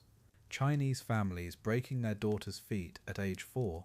Korean wives facing divorce for showing jealousy. Victorian women vanishing from legal existence upon marriage. This was the system. This was how civilization worked, for thousands of years. And behind every rule was the same fear. Female autonomy. Women thinking for themselves, speaking for themselves, owning things, making decisions. The panic was real. What if women could just exist? What if they didn't need permission? What if they could inherit equally, travel freely, speak their minds? The entire social order was built on preventing exactly that. Iron and water and broken bones and legal erasure, all designed to answer one terrifying question: what happens when women refuse to stay small? The pattern repeats across every culture we've explored. Ancient Athens hiding women in back rooms. Rome allowing husbands to kill wives for drinking wine. Medieval Europe drowning scolds in rivers. Imperial China demanding lifelong obedience to male relatives. Korea criminalizing jealousy. Victorian England declaring married women legally dead. Different continents, different centuries, same obsession. Control the voice, control the body, control the property, control the choice. As if women's freedom was some kind of natural disaster that had to be prevented. But here's what really gets me. These beliefs didn't just disappear. They evolved, adapted, found new ways to survive. Mali still requires wives to obey husbands. Iran still demands notarized permission slips for passports. 18 countries still let husbands veto their wives' jobs. 44 countries still refuse to let women pass citizenship to their spouses. The iron bridles are gone, but the intention remains. Different methods, same goal. Keep women dependent. Keep them asking permission. Keep them smaller than their potential. You know what strikes me about the punishments? They targeted exactly what makes us human. Voice, movement, choice, property, relationships. The Scold's bridle silenced speech. Foot binding eliminated movement. Coverture laws erased legal choice. Manuous marriage stole property. Concubine laws destroyed emotional bonds. It's like they systematically identified every aspect of personhood and then designed laws to take it away, one piece at a time, until what remained wasn't really a person at all, just a collection of duties and restrictions. The violence was everywhere, but so was the gaslighting. They called it protection, called it morality, called it natural order. Roman men kissing wives to check for wine breath? That's loving vigilance.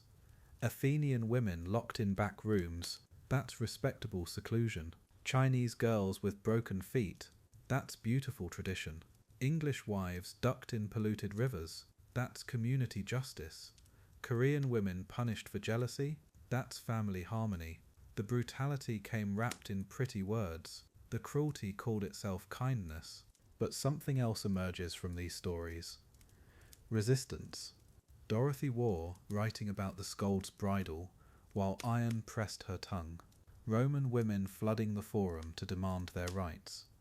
Caroline Norton fighting for custody laws after losing her children.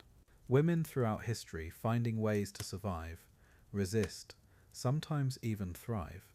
They couldn't change the rules, but they refused to be broken by them. They passed down knowledge, protected their daughters, found small rebellions. The system was designed to erase them. They insisted on being remembered. These stories matter because they show us something important. Rules aren't natural. They're choices. Someone decided wives should wear iron muzzles. Someone decided women shouldn't inherit equally. Someone decided female voices were crimes. Which means someone can decide differently. The last ducking happened in 1809. The last Scold's bridle was used in 1856. Common Scold was removed from English law in 1967. Change happens. Slowly, painfully, but it happens. What seems permanent isn't. What feels natural might just be habit. As you drift towards sleep tonight, think about the women who lived these stories. Not as distant historical figures, but as people. People who felt pain when iron pressed their tongues. People who grieved when their feet were broken. People who raged when their legal existence vanished. People who found ways to love their children despite laws designed to take them away. People who whispered rebellion when they couldn't speak it aloud. They were real. Their suffering was real. Their resistance was real. The rules that governed these women reveal who we thought deserved personhood, whose voice mattered, who controlled resources and choices. Many of those beliefs still shape our world today. Understanding this history helps us recognize the echoes, challenge the patterns, change what needs changing. The women who were silenced, confined, and erased deserve to be remembered, not as victims, but as people who lived fully despite systems designed to diminish them. Their stories remind us that sometimes the most radical act is simply refusing to stay quiet. Sweet dreams. Transformation, how far we've come. Think about this for a second. A woman today can wake up, check her bank account. Her bank account, walk into a voting booth, buy a house, start a business, speak her mind online to millions of people, and none of that requires permission from any man. Not her father, not her husband, no one. After 15 chapters of iron bridles and legal erasure, of bound feet and permission slips, we're here. The transformation is staggering. Remember the Victorian wife who legally ceased to exist the moment she married. Today, married women keep their names, their property, their bank accounts. They sign their own contracts, sue in their own right, make their own wills.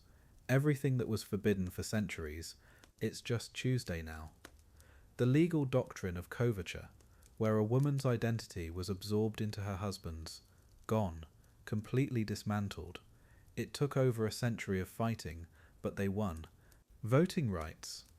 This one's wild when you think about it. Women fought for decades just to have a say in the laws that governed their own lives. In 1920, American women finally won that right. Britain followed in 1928.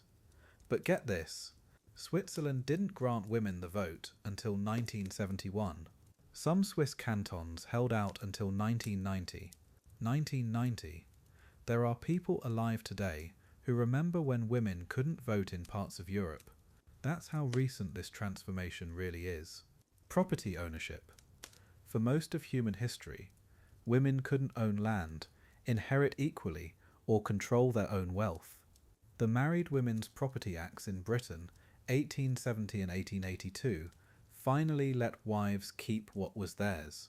Before that, a woman's inheritance, her wages, even gifts given to her, all belonged to her husband. Today, women own businesses, real estate, stock portfolios. They're CEOs, property developers, venture capitalists. The economic transformation alone is revolutionary. Financial independence. This might be the biggest game changer of all. Throughout history, women depended on men for survival. No job meant no money. No money meant no choices. Today, women run Fortune 500 companies. They're doctors, lawyers, engineers, pilots. In many countries, women earn more college degrees than men. The idea that women need financial protection from husbands, it's become optional. That's a seismic shift in human relationships. Everything changed when women could support themselves. But let's be real about the cost. Every single freedom women have today was paid for in blood, sweat, and decades of relentless fighting. The suffragettes who were force-fed in prison, the women who chained themselves to government buildings, Caroline Norton, who lost her children but kept fighting for custody rights. These weren't polite requests, these were battles. Women who risked everything because they refused to accept that iron bridles and legal erasure were just the way things had to be. Think about the courage this took. When you're told from birth that your voice doesn't matter, that your place is in the back rooms, that speaking up makes you a scold, breaking that programming isn't just brave, it's revolutionary. These women challenged thousands of years of legal tradition, religious doctrine, social customs, family expectations. They were called hysterical, unnatural, dangerous. They were beaten, imprisoned, ridiculed, and they kept going anyway. That's the foundation your freedom is built on. The freedoms we take for granted now, they're honestly mind-blowing when you put them in historical context. A woman can travel alone anywhere in the world, start a business without male permission, marry who she wants, or not marry at all, have kids, or choose not to, divorce an abusive husband, keep custody of her children, speak her mind without fear of an iron muzzle. These weren't gradual evolutions. These were radical reversals of laws that had existed for millennia, and the ripple effects keep spreading. When women gained economic power, family dynamics shifted. When they could vote, politics changed. When they entered professions, those fields evolved. The transformation didn't just free women, it changed everything. Societies became more democratic. Economies grew, innovation accelerated. Turns out, When you stop wasting half your population's potential, amazing things happen. The women who fought these battles weren't just fighting for themselves, they were reshaping human civilization. Each generation built on the previous one's work. The women who won property rights made it possible for the next generation to fight for professional equality. The suffragettes paved the way for modern reproductive rights activists. The pattern repeats. Identify an injustice, organize, fight like hell, win incremental progress, pass the torch. It's been happening for over 150 years, and it's still happening. In countries where women still need permission to work or travel, activists are carrying on this tradition. So here's what gets me about this transformation. It happened so recently that some of our grandmothers lived through parts of it.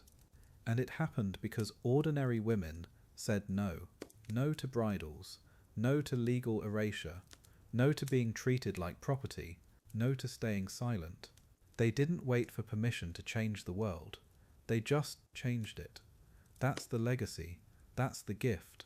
The understanding that rules aren't permanent, that progress is possible, and that freedom, real freedom, is worth fighting for. Eyes on the road ahead. Here's the thing about progress. It's messy, uneven. Sometimes it feels like we're moving backwards. We've spent this whole journey uncovering the absurd rules women lived under for centuries. The iron bridles, the legal erasure, the bound feet, and yeah, we've come incredibly far. But if you think those days are completely behind us, think again. Right now, today, millions of women are still living under laws that would sound familiar to those Victorian wives who legally ceased to exist. In 18 countries, women still can't get a job without their husband's written permission. 18, not 1800 years ago, 18 countries right now. In Iran, women need their husband's signature to renew their passport. In Saudi Arabia, the guardianship system only just started loosening up. Mali's family code still legally requires wives to obey their husbands. These aren't ancient relics we're talking about. These are laws affecting real women trying to live their lives in 2024. And it's not just a few isolated places. We're talking about laws spanning continents, from the Middle East to West Africa, to parts of Asia. The legal frameworks that once trapped women in Europe and America, they're still active, still controlling women's movements, their work, their money. In some places, a woman can't even pass citizenship to her own children. Think about that. Her nationality, her very identity as a citizen, doesn't count when it comes to her kids. But here's what makes this even more complicated. Changing laws is just the beginning. Cultural norms can be harder to shift than legal codes. You can strike down a discriminatory law tomorrow, but the beliefs that created that law, those live in families, in communities, in people's heads. They get passed down through generations like family recipes. A grandmother who couldn't own property teaches her granddaughter to be grateful for any freedom she gets. Even in countries with equal rights on paper, the invisible rules persist. Women still earn less for the same work. They're still questioned more harshly in boardrooms, still blamed for their own assaults, still expected to choose between career and family in ways men never are. The iron bridles and ducking stools are gone, but the basic impulse, the need to control women's voices, their choices, their bodies, that impulse keeps finding new forms. What gets me is how each generation of women has to learn this stuff all over again. Your great-grandmother fought for the right to vote. Your grandmother fought for workplace equality. Your mother fought for reproductive rights. And now, young women are having to fight for some of those same rights all over again. It's like we're constantly having to defend ground we thought was already won. The fight isn't linear. It doesn't just move forward. But here's what gives me hope.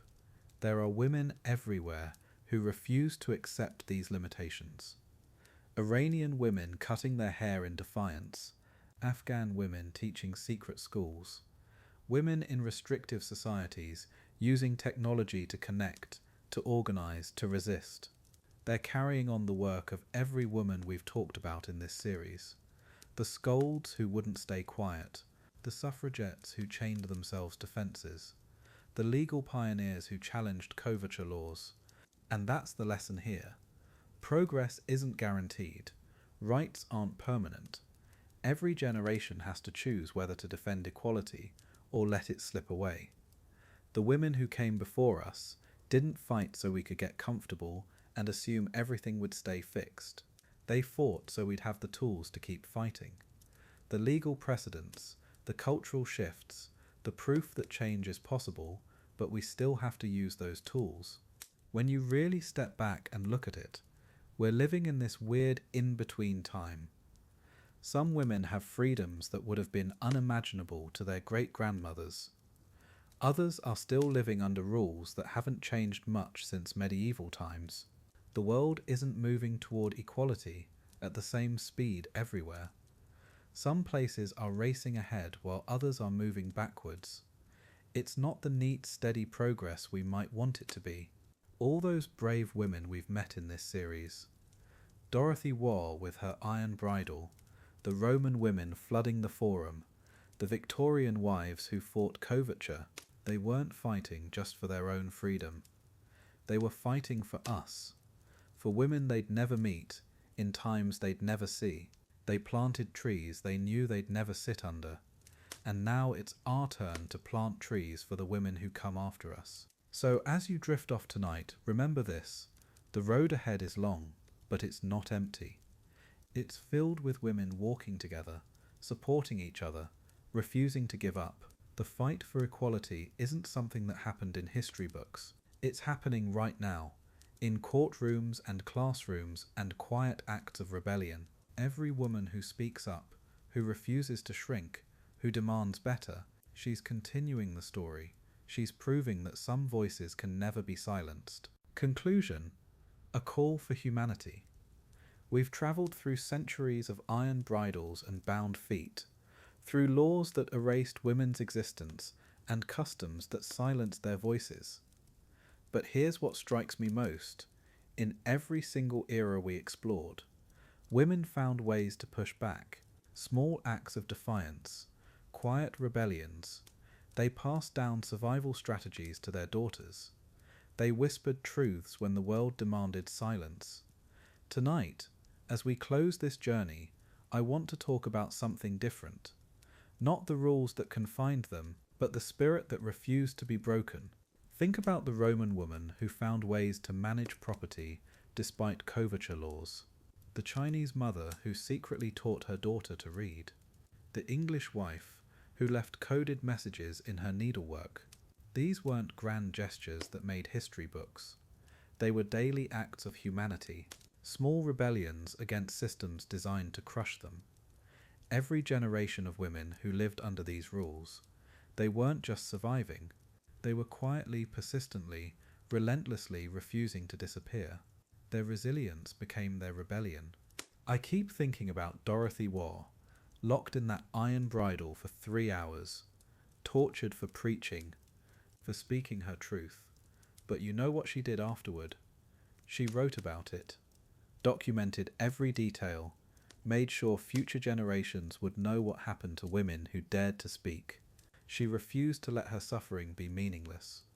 That's not victimhood. That's resistance. That's a woman who understood that bearing witness was its own form of defiance. Her words outlived the men who tried to silence her. Here's what gets me about these stories. Every law we discussed, every restriction, every punishment, every way society tried to control women, they all eventually crumbled. The ducking stools rotted away. The bridles were melted down. The coverture laws were repealed. The bound feet were unbound. Not because powerful men suddenly grew consciences, but because women and their allies kept pushing, generation after generation, each one building on the courage of the last, proving that no system of oppression is permanent when people refuse to accept it. Those ancient laws that seemed carved in stone, they were just ink on paper, rules written by people who held power at specific moments in history. And here's the thing about rules written by humans. They can be rewritten by humans. Every unjust law we explored was eventually challenged. Every cruel custom was questioned. Not overnight, not easily, but inevitably, because that's what people do when they believe in something better. They chip away at injustice until the whole structure crumbles, stone by stone, word by word, vote by vote, which brings us to right now, to this moment, to you listening to this story in 2024. You think these issues are ancient history? Look around. In 44 countries, women still can't pass citizenship to their children. 18 countries still require husbands' permission for wives to work. Domestic violence remains legal in dozens of nations. The tools of control have gotten subtler, but the impulse to control women's bodies, voices, and choices, that's still very much alive. So what does that mean for us? What's our responsibility to the women who came before? Every time you speak up against injustice, every time you vote for leaders who value human dignity, every time you refuse to accept that this is just how things are, you're honouring those women who couldn't speak for themselves. When you support organisations fighting for equality, you're continuing their work. When you teach young people that everyone deserves respect regardless of gender, you're breaking cycles that lasted centuries. When you refuse to stay silent in the face of injustice, you're proving their sacrifices meant something. I want to take a moment here to honour them. The woman who endured the bridle, but never stopped believing in her right to speak. The girl whose feet were bound, but whose mind soared free. The wife who legally didn't exist, but found ways to leave her mark on the world. The mother who passed down stories of resistance along with recipes and remedies. They lived in systems designed to break them, and they refused to break. Their strength wasn't loud or showy. It was quiet, persistent, unbreakable. These women understood something that their oppressors never grasped. You can control someone's body. You can silence their voice. You can erase their name from legal documents, but you cannot kill the human spirit that knows it deserves better. That spirit passed from mother to daughter, from friend to friend, from generation to generation, hidden in lullabies and folk tales, coded in letters and diaries, whispered in dark corners and secret gatherings. They refused to let their humanity be legislated away. They refused to accept that their suffering was natural or inevitable. Their stories teach us that change is possible, but never guaranteed. That progress requires people willing to risk everything for something better. That the arc of history only bends toward justice when we grab it and pull. These women show us that resistance doesn't always look like revolution. Sometimes it looks like a mother secretly teaching her daughter to read. Sometimes it's a wife who refuses to apologize for having opinions. Sometimes it's simply the decision to remember and to tell the story truthfully. So as you drift off to sleep tonight, carry their stories with you. Remember the women who lived under rules designed to diminish them and refused to be diminished. Remember that the freedoms we take for granted were paid for with someone else's suffering and courage. Remember that the story isn't over, that there are still battles to fight, still voices to amplify, still rules to change. Sleep well, knowing you're part of a long line of people who believe in something better. Sweet dreams, and remember, history is still being written,